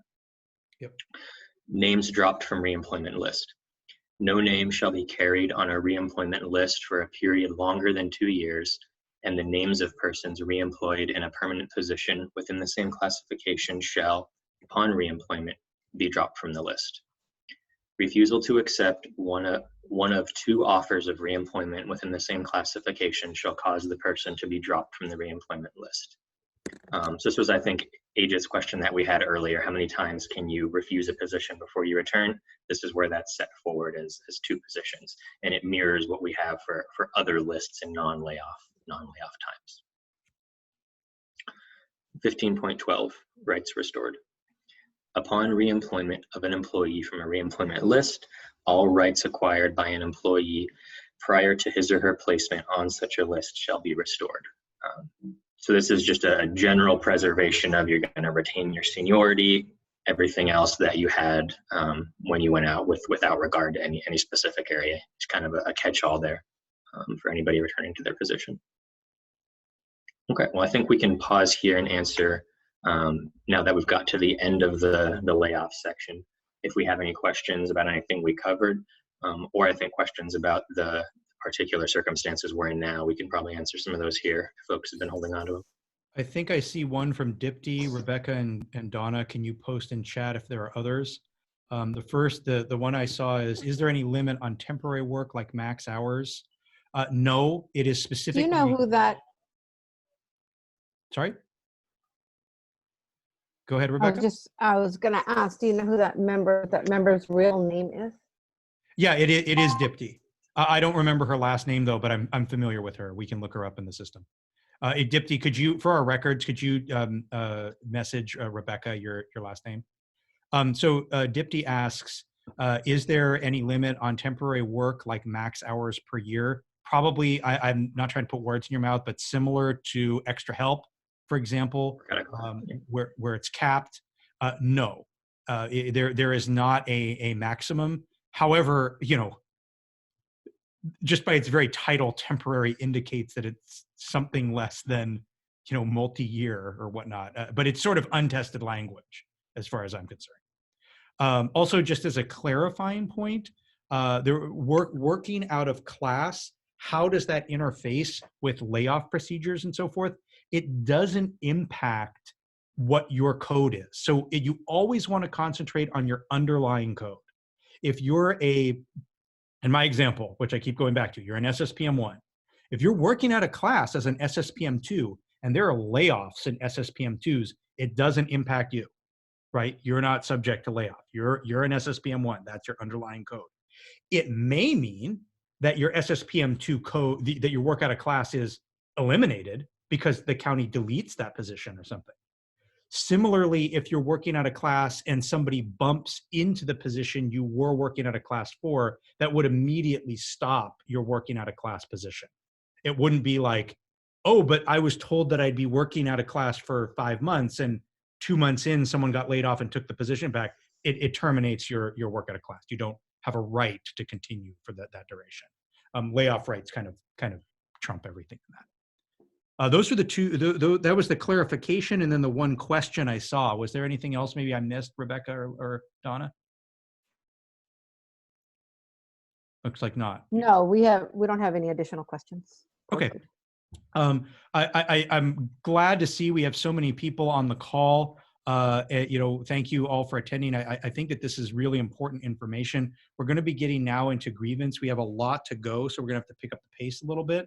But the grievance is important. Even if you are not contemplating filing a grievance, it's good to know your rights, and it's good to know what's going on around you. While our language is not identical to SEIU, RNPA, VPG, other unions, it's very similar in terms of the process. So this is a good primer if you're not familiar with general labor grievance procedures. Do you want to take this section, Adam? Do you want me to? I can take it. Go ahead. Okay. Article 16, grievance procedure. Section 16.1, grievance defined. A grievance is defined as an alleged violation, misinterpretation, or misapplication of the provisions of this memorandum of agreement, merit system rules, or other county ordinances, except as excluded under B below. B, matters excluded from consideration under the grievance procedure. Performance evaluations, planning and appraisal reports, probationary release of employees, position classification, caseload, merit system examinations, items requiring capital expenditures, items within the scope of representation and subject to the meet and confer process, disciplinary actions under Section 708 of the Charter, denials of alternate work schedules and telework, compaction review process and outcomes, workload. So with this list, while it is a somewhat broad list, there's some caveats here that members should be aware of that makes issues on here potentially still relevant for a grievance. For example, while issues that are normally subject to the meet and confer process are not grievable, which would be things like my work location was changed, my hours were changed, you're not able to file a grievance over those things. But if the employer fails to follow the appropriate meet and confer process, that issue would then be grievable. In addition, there is other recourse for some of these issues, and that's why they're excluded on here. For example, looking at disciplinary actions or probationary release of employees. In some cases, there are separate avenues of redress for members of Syma other than the grievance process. And that would be, for example, if you've received a suspension, demotion, or termination, you go through the Skelly process and the personnel board hearing. That's exempted from this process because otherwise you would have a simultaneous right to go to the personnel board or an arbitration. And it would be standard in an employer that you would have one of those two rights. If the personnel board didn't exist here, the contract would likely have a right to pursue binding arbitration. We have the personnel board here, so you're exempted from the right to take a disciplinary action to arbitration in most cases. In addition, with probationary release of employees, we have two batches of folks like we've talked about there, right? We have people on their initial probation who would be entirely exempted from any recourse for the most part within the county. But secondarily, we have folks on a subsequent probation who do have specifically enumerated rights to go to the personnel board if they disagree with their probationary release. So these are the issues that are excluded from the grievance process. But there is some caveat understanding to know, is that because there's an ulterior way that this can be addressed, or is it because, or is there a wrinkle where folks can, if the meet and confer process, right, for example, has not been followed, that issue could be grieved. So for any questions about this, absolutely reach out to your rep, Zeb, Rebecca, or myself. Okay, section 16.2, grievance presentation. Informal resolution. The employee shall discuss the grievance with his or her immediate supervisor within 10 working days of the occurrence or discovery of an alleged grievance. Within 10 working days, the supervisor shall give his or her decision to the employee. A group grievance shall proceed in the same manner. So this is the general time frame with which we have to respond. Two important things to know about this. The first one is that that clock doesn't start ticking until you become aware of a particular violation. So just because something happened in the past doesn't necessarily mean that it's excluded from being grievable. Secondarily, this word should likely say incident and not grievance. it's within 10 days of the incident giving a rise to your need for a grievance. Right? B, formal grievance. Step 1, within 10 working days, if the employee is not satisfied with the response from the supervisor, or if the employee has not received a response within 10 working day limit, the employee or Syma may present the grievance in writing to the Office of Labor Relations. The grievance form shall contain information which A, identifies the aggrieved, B, the specific nature of the grievance, C, the time or place of its occurrence, D, the section of the MOU or other sections identified in section 16.1 alleged to have been violated, E, the consideration given or steps taken to secure informal resolution, F, the corrective action desired, and G, the name of any person or representative chosen by the employee to file the grievance on his or her behalf. So this is basically setting forth what you need to have included in your grievance such that the county can appropriately respond to it. So the important things to know on here, what there needs to be in a grievance in order for it to be viable. You need to have basically a recitation, this is what happened that we're alleging was a violation. You need to refer to the specific section of merit system rules, county ordinance section of the MOU that you're alleging to have been violated. Then you need to have a specific remedy that you're asking for. Those are the main things you need to have. Without any of those, the grievance can't be appropriately responded to, and it will be dismissed likely out of hand by labor relations who responds to these. Again, an important first step is that before the grievance is filed, you need to attempt to have an informal resolution. What that looks like is often just notifying the director, the executive, whoever's relevant here, hey, this is what happened, and I don't believe that it was correct. If you don't get the response, you don't get the resolution that we're looking for, then we can proceed with this formal grievance process. 2, step 1 decision. A decision shall be made by labor relations in writing within 20 working days of receipt of the grievance. A copy shall be sent to Syma, and this copy shall dictate the time limits. At the request of either party, a meeting will be held within 20 working days of receiving the grievance for the purpose of a mutual exchange of information. If such a meeting is requested, the decision shall be due 20 working days from the date of the meeting. C, existing grievances shall not be amended to include additional alleged violations. So Syma has some time limits in when we need to file grievances, 10 days within when the incident happens or when we learned of the incident or that it was a violation. On the county side, they have to respond within these time limits. I would say it happens that the county misses their deadlines, and it's happened in the past that Syma has missed deadlines as well. But these are the general guidelines that we're supposed to follow with respect to the grievance process. And you can generally expect that if we miss a deadline, the county is going to call us on that and attempt to use that as a basis to dismiss a grievance. So it is important to respond within these timeframes. Step 2. If the aggrieved continues to be dissatisfied, Syma may, within 20 working days of receipt of the step 1 decision, request that the grievance be referred to an impartial arbitrator mutually agreed upon or jointly selected from a panel provided in section 16.4. The arbitrator's compensation and expenses shall be borne equally by the union and the county. The decision made by the arbitrator shall be final and binding. So this is a right to go through the binding arbitration process. This is something that most people won't have had a cause to go through in their normal day-to-day lives.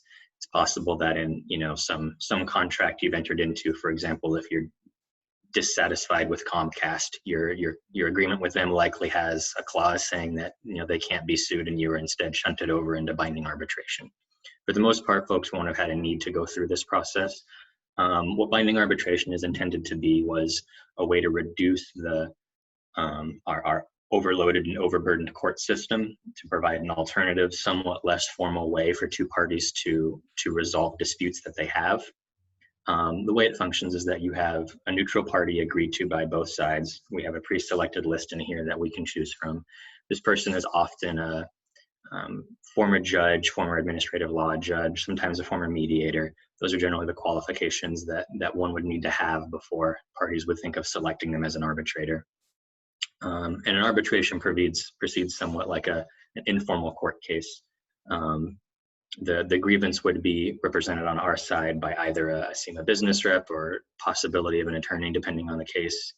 And then on the county side, depending on the severity of the grievance and the risk factors involved, you'd expect to see either someone from labor relations or county counsel responding for the county. So it proceeds with opening statements. You can call witnesses. You can present evidence. Hearings may take 1 or more days. At the end of that process, the arbitrator will take, hopefully not months and months, but usually some substantial amount of time, at the end of which they will render a decision. This line here is important, where it says the decision made by the arbitrator shall be made final and binding. That is both Syma and the county agreeing that this is going to be the end of the issue. This is what holds us to abide by whatever the arbitrator's decision is, whether it's in our favor or whether it's in the county's favor. Okay, we'll pause here and take any questions that we may have. Yeah, I've seen several questions come in. Rebecca and Donna, I'll rely on you to capture any that I'm missing or that perhaps came in privately. For those that are sending messages privately, please do share it, if at all possible, with the group so that they can see all the questions coming in. So Linda Dietz asks, what does item 6, items requiring capital expenditures, mean? Can you give an example? Absolutely. So this is an exemption from the grievance procedure. It's on section 16.1b, Adam. There you go. Oh yeah, yeah, there you go. Excluded for consideration. Okay. You see item 6 there is items requiring capital expenditures.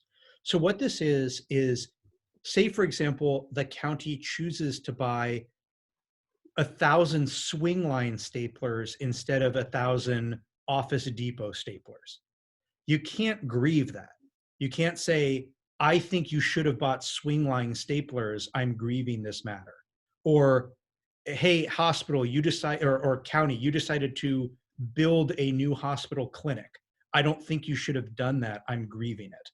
That's not subject to grievance. What it is subject to, and may be subject to, is if you think something improper is happening, right? If you see that maybe a no bid contract is being approved, or you see that that they're buying swing line staplers from the brother of the person who's in charge of making that determination, then that's a different matter, and that goes either to the DA or we raise it politically. But that's what that addresses. I hope that answers your question.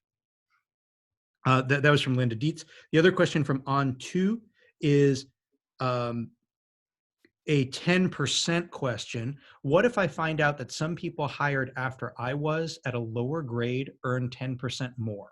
Should that be considered a grievance? Probably not. If done properly, then no. So let me give you an example. And some of you, this is kind of an in the weeds question. Some of you may know this. You're hired on as a management analyst. You're hired on at step 1. You're working away for 6 months.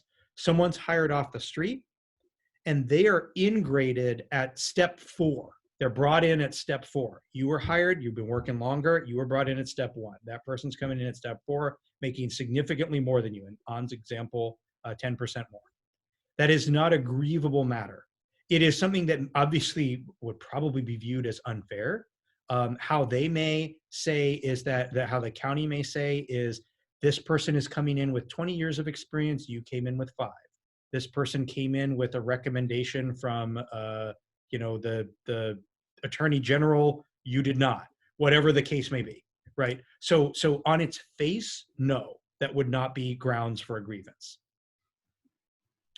Jim Cheng asks a question, or Chung, apologies, Jim. Does the county maintain a list of what it considers special skills? Sorry, this is On2.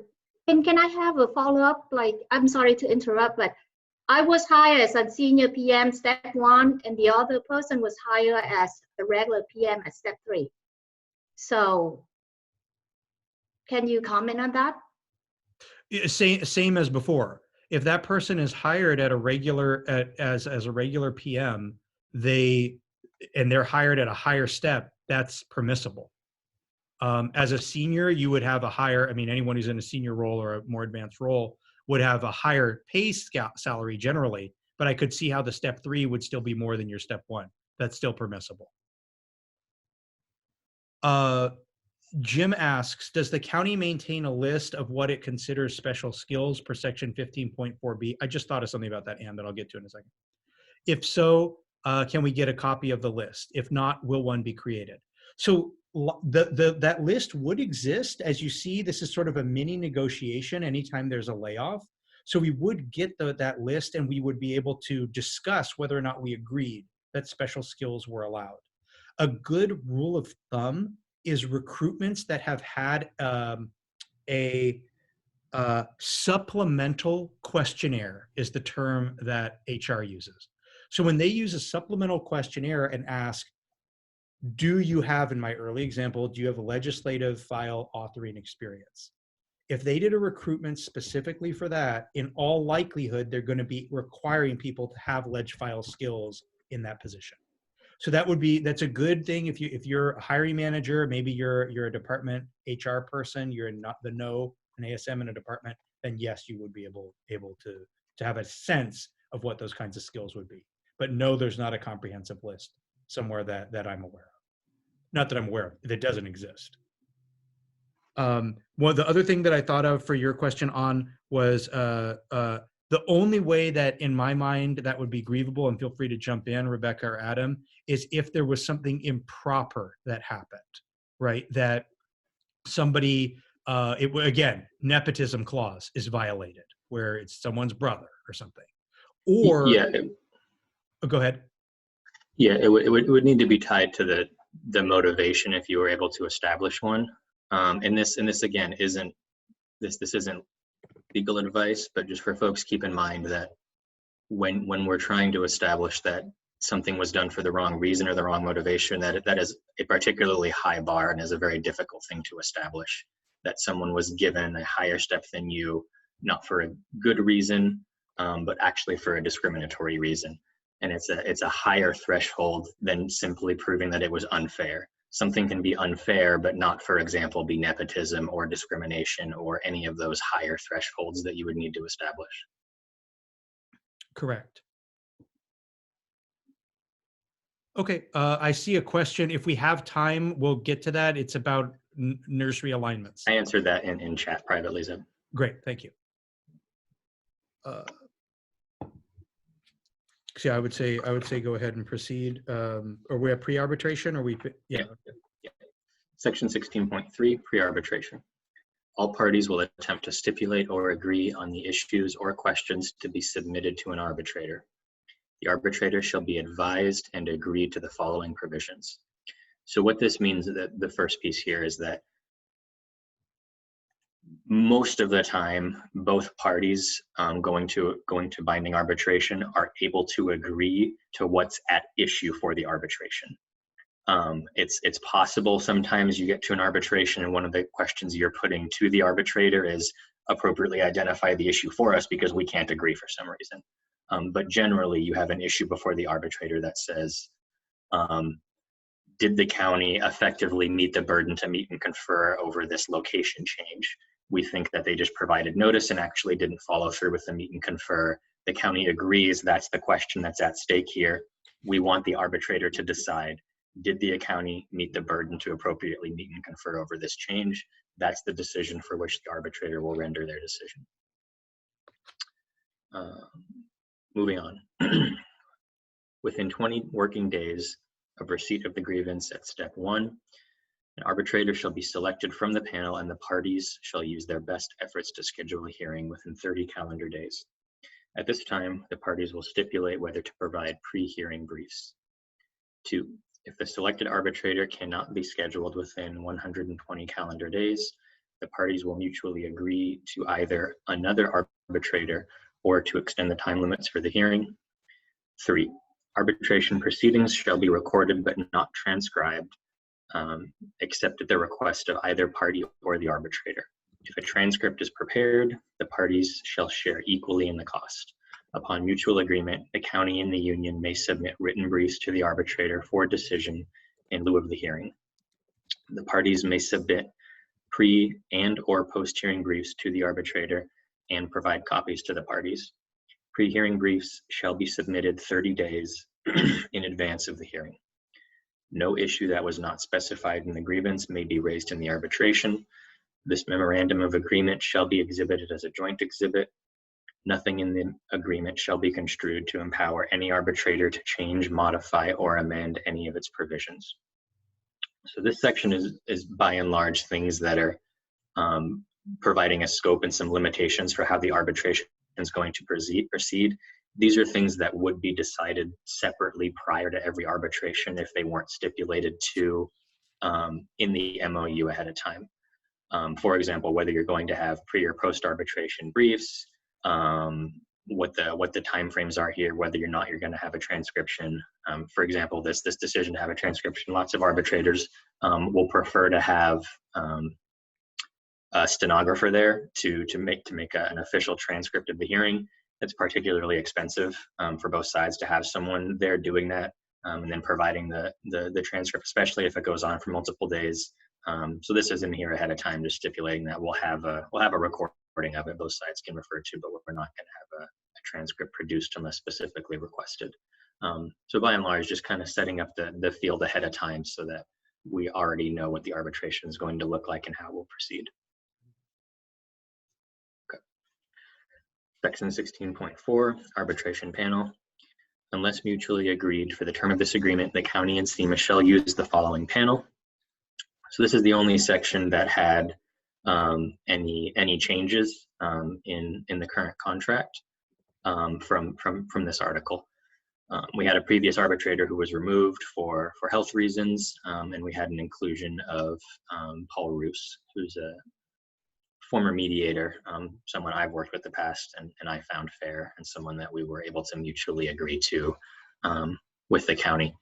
Generally in this process, you're looking to identify arbitrators who don't have a history of being biased on one side or the other. Generally, either side will strike a particular arbitrator who's just known to have a reputation as, I will always, come down in favor of an employee on an issue or management on an issue.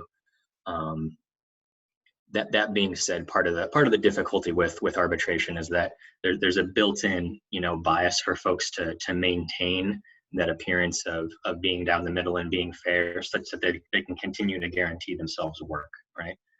So I don't believe we file nearly enough arbitrations that this could be an issue. But for example, when the grievance when the discipline process goes through an arbitrator, you can see that kind of built-in bias where it seems unfortunate the arbitrator will take into mind how they've previously decided on cases for a particular grievant, right, or a particular respondent. So I cited in favor of the employer the last 4 times. So even though I probably cite in favor of them again, I know I'm just going to get struck from this list if I continue to give every case to the employer. The union will kick me off. So I'm going to give this one to the union, or vice versa. So that's part of the limitation, is that arbitrators need to continue to get work. And that's the downside of this process. The upside is that it's a significantly faster process than going through the legal system, which would take years and years. So there's benefits and detriments to this process. Thankfully, we don't send many cases to arbitration, so I would say we can generally and should reasonably expect fair decisions every time without respect to that limitation. Okay. Section 16.5, arbitration release time. The following statement on employee participation in grievance arbitration hearings is agreed to. A, the employee on whose behalf the grievance has been filed will be granted release time for the entire hearing. Release time to serve as a witness will be granted on a scheduled basis, i.e., when the employee is scheduled to appear. In the case of a group grievance, release time will be granted for the designated spokesperson for the entire hearing. B, other requests for leave with the purpose of defending the grievance in arbitration hearing will also be granted, provided the absence does not unduly interfere with the performance of service. This section probably doesn't need to be in here, given that we've maintained that Syma folks don't need specific release time to deal with, for example, union issues that were 99% entirely salaried folks. I would suspect this has been in here since the foundation of the agreement, and it was probably copy pasted from a boilerplate at some point in time. So it doesn't have a lot of bearing for our folks. Can't foresee it ever being relevant for us to point this out, that this is in here. But it is a guarantee that Syma folks will be able to have time to respond and to appear in arbitration. Okay. Any questions about this section? I haven't seen any come in. Okay. You want to take the next one, Zim? Sure. Article 17, Letter of Reprimand. So also known as an LOR, and some people refer to it as a written, although that's somewhat incorrect because a written does not exist in your what I'll call your countywide, your 70 West personnel file. So there's coaching documents, which are verbal warning and written warning. A written is the written warning. A letter of reprimand, or LOR, is what this is referring to. A letter of reprimand shall be retained in an employee's personnel file for a period of 2 years from the date of issue. At the end of a 2-year period, it shall be removed from the personnel file, provided that no related disciplinary action or letter of reprimand has been issued during the intervening period. So what that means is it's in there for 2 years. Say you got an LOR for incorrectly filling out your TPS report multiple times, okay? So then 1 year and 10 months later, you screw up again on a series of TPS reports and your boss says, guess what? I'm having to remind you again in writing. I'm issuing you a new letter of reprimand. I'm suspending you for a week for failure to fill out TPS reports. Then it re-ups that 2-year clock.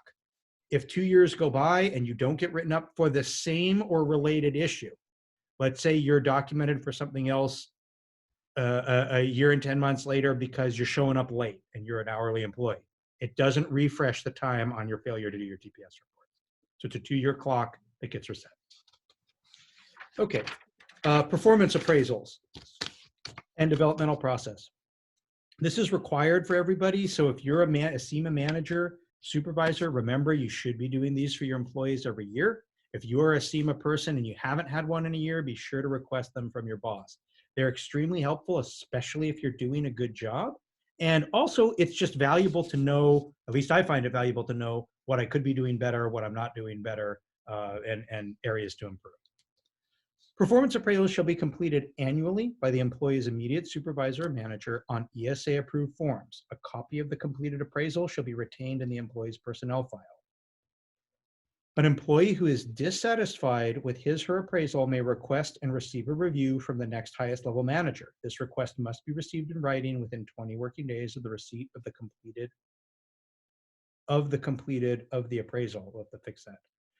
If still dissatisfied, the employee may request a further review of the department/agency head. If the employee reports directly to the department head, the employee may request further review from the next highest level person. Changes made as a result of the review process will be included in the appraisal document.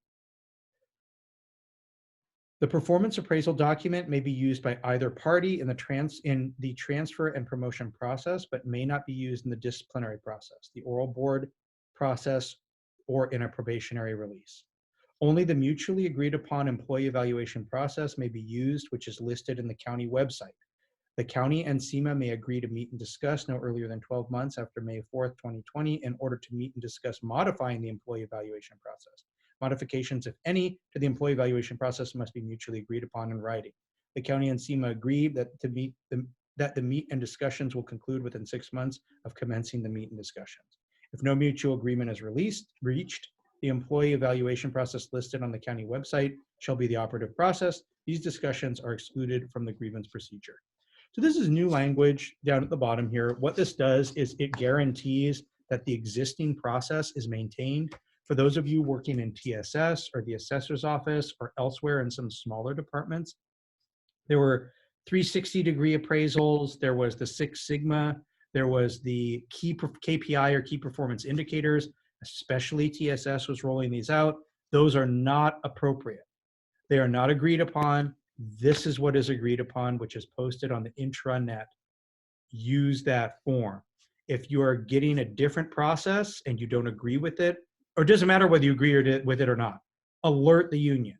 We need to make sure that the county is being held to this. This puts teeth to that. It's in the contract that they can't deviate from this unless we mutually agree. It's not to say we don't want to be evaluated. We don't want mentoring and coaching. It's that we want to have a voice in how we are mentored and coached. And some of those varying performance appraisals are just not appropriate. I've been through Six Sigma before. I hate it. If you're someone who's on the call and you like Six Sigma, you and I can have We can go to lunch and we'll have a talk about it. I just don't like it when a sixth of the workforce is just like, you guys suck, you know, and you're on notice as being a bad performer. I just think it's bad for morale and generally in a work environment like we're in. Okay, alternate work schedules and teleworking. This is also known as AWS or alternative work schedules, and many of you think of it as telecommute or teleworking. The County of Santa Clara recognizes that flexible work arrangements and reduced commutes can benefit the employee, the department, and the public by making the most efficient use of staff time. The county shall provide alternate work schedules and telework opportunities to Syma represented classifications. Eligibility for these opportunities shall be in accordance with the County of Santa Clara alternate work schedule policy and teleworking policy for Syma represented classifications. This section is not subject to the grievance procedure. So you can't grieve not getting your telework policy approved. However, you'll see that in that policy that also is posted on the intranet, that it does call for a review if you are denied, right? An explanation as to why you were denied. Similar for AWS or alternate work schedules. I just want to point out as well, while telework has become extremely common in the county, especially during COVID, we were the pioneer union on this. We were the first one to get this about 8 years ago. And before any other bargaining unit, it was part of the IBB process, interest-based bargaining process, that we got this language incorporated. For those of you that remember Luke Leong, initially he visited during those negotiations and said, telework over my dead body. And we ultimately got it. He was the former director of ESA. He came around and he actually became a champion of telework, which for those of you that know Luke is a big deal. So, and a testament to what IBB can do when you're dealing with positive personalities who are trying to get it done. All right, safety, Article 20. Oh, sorry, do you want to take any of these, Adam, or I'm just zooming through them? You can take the next one. I'll finish up with probationary period. Okay, safety shoes, what's on everybody's mind, right? Syma represented class of employees shall be eligible for county-approved safety shoes as authorized and approved by the county executive in accordance with the protective footwear policy and safety shoes reimbursement program. Classification eligibility shall be determined by review/approval of the agency department head, employee services agency, insurance division, and the Office of Labor Relations. Employees may appeal denials through the countywide safety committee. The decision of the committee is final. Supervising probation counselors shall receive an annual safety shoe allowance in the form of a $250 voucher. Traditionally, these vouchers are purchasable. While I was mentioning earlier, safety shoes do not apply to that many Syma classifications. Look, my first career, I had to wear safety shoes. Do yourself a favor, wear them. If you are in a classification that require or that is eligible for safety shoes, I don't care whether they're a little less comfortable or whether you don't think they look cool, wear them. Those steel-toed boots or shoes will save your toes. I have seen worked alongside someone who dropped a chainsaw, chopped off half their foot, okay? You don't want to be that guy who's looking cool and loses half your toes, right? Don't do it. Get the safety shoes. I know, get the orthopedic socks or whatever it is you need to make the safety shoes comfortable, but wear them, okay? Please, please, please. Take it away, Adam. Okay. Article 21, probationary period. The original probationary period for employees shall be 9 months to be counted by pay periods. The ending date shall be counted as 9 calendar months moved to the beginning of the next pay period. Subsequent probationary period for employees shall be 6 months to be counted by pay periods. The ending date shall be counted as 6 calendar months moved to the beginning of the next pay period. So this is a kind of wonkily written section. It's leaving off the implied bit here that I think we all know when we read it, which is subsequent to being hired or transferring into a position.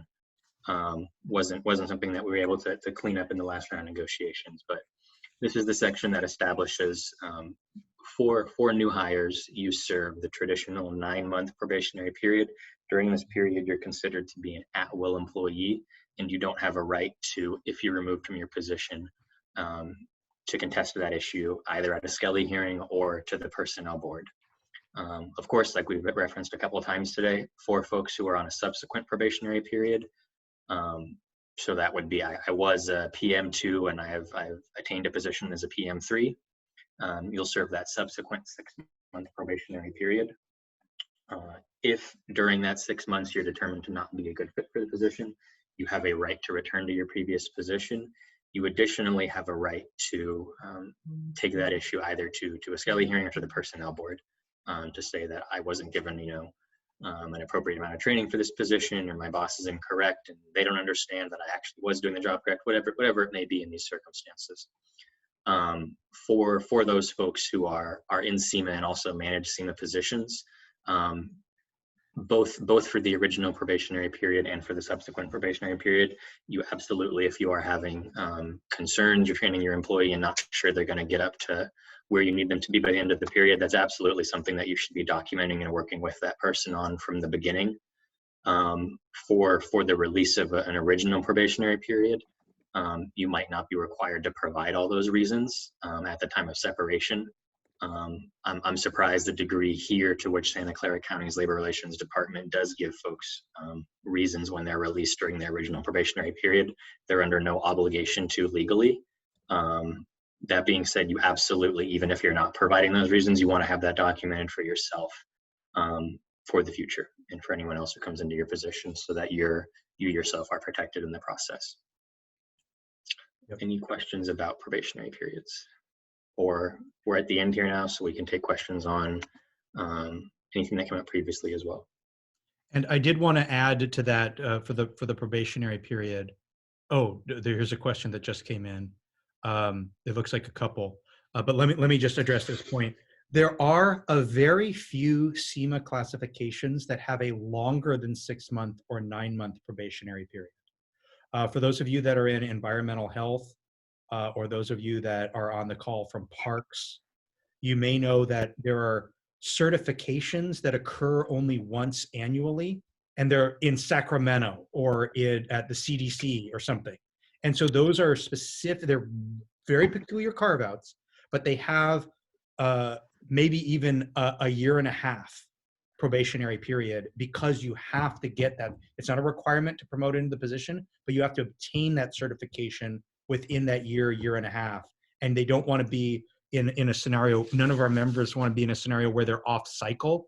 And so they just can't get that class that's only offered annually in Sacramento, and then they have to vacate the position. So that's why it's a very corner case, but just be aware that that is existing. Thank you, Donna. Oh, go ahead. Kamal had a question. Do employees who are walking have to go through a probationary period? No, you do not. Do not go through a probationary period. Donna's asking, if someone is on probation in the order of layoff, does this person get laid off if there is a walk in the same classification? That was forwarded, Adam. That was forwarded to, it was sent to Rebecca. I don't know who asked it, so. Okay, so I think I'm understanding that. So as far as working out a class is concerned, it's not relevant as far as the layoff procedure. That position is not inhabited as far as anyone looking at the position for layoff purposes is concerned. The person doesn't inhabit the position. They're just being paid to do the work of that position. So somebody could go move to inhabit that position the person is walking into, and that would terminate the walk. I'm not sure how that applies necessarily to the probation. Is that clear to you, Zeb, what the person's asking? I'm going to try to answer this as best I can. So here's how I see the question.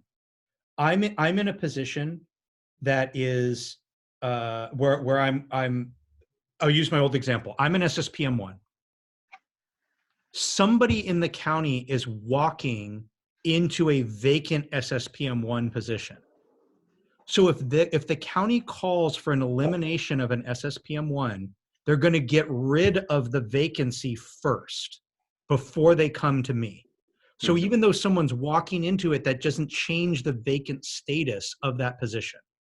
So there should not be a case where I, as an SSPM1, am going to lose my SSPM1 position, and there's a vacancy across the street where someone is walking into that position.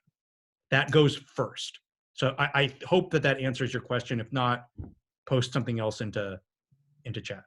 And I just want to call out as well that Donna has posted, thank you, Donna, has posted the YouTube links there for the prior videos, part 1 and 2. If you're interested in that, go ahead and check those out. I think we have, last time I checked, there were more than 900 views between the two of those. Were there other questions? I didn't see anything else. Okay, well, we're right on time. We've got a few moments left. Anything, Rebecca or Lawrence or Donna, that we missed? No, I don't have any other questions. I forwarded them to Donna. Okay. Can you hear me, Zeb? Sorry? Could you repeat that, Lawrence? Zeb, can you hear me? I can hear you just fine. Yes. Oh, okay, great. Sorry, I So was just testing my audio. Go ahead. Sorry to interrupt. So yeah, if there are no other questions, then I just want to thank everyone.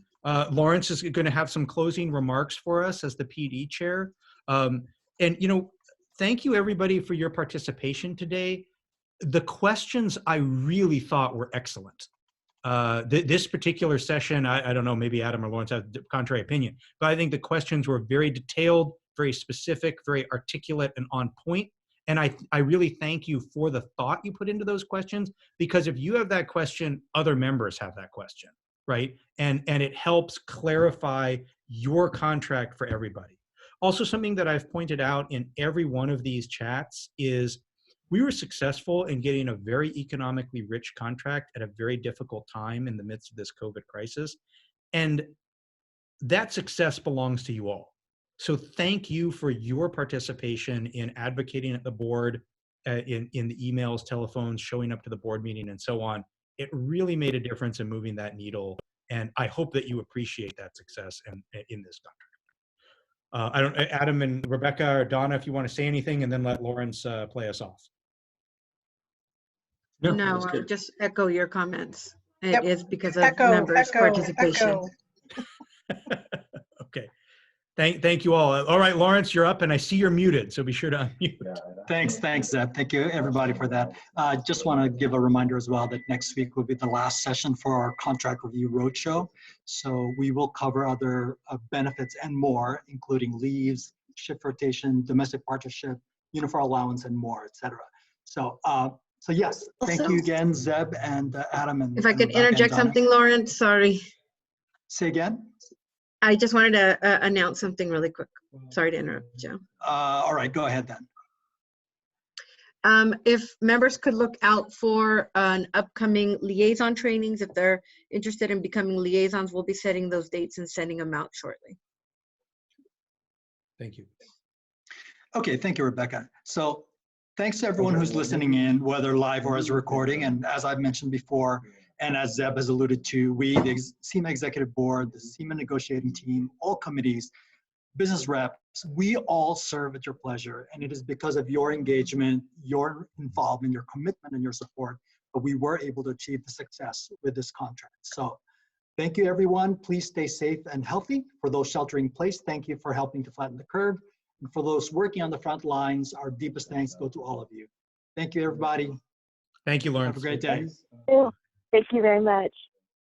Thank you all.